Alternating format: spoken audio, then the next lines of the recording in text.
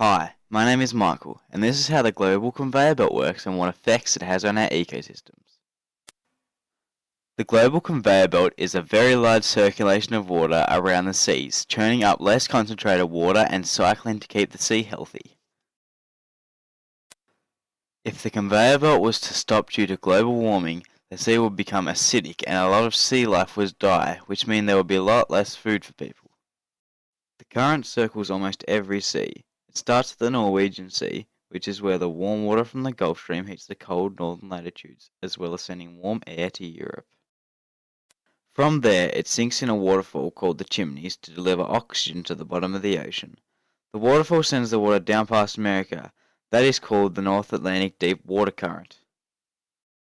Then the current takes the water further along the bottom of the Indian Ocean, and some of the water splits off and rises up just below India, pushing it into the current returning from the Pacific Ocean where majority of the water travel to circulate.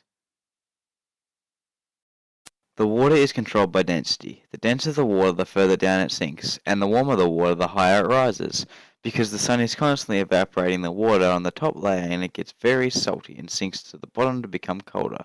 This keeps the water churning.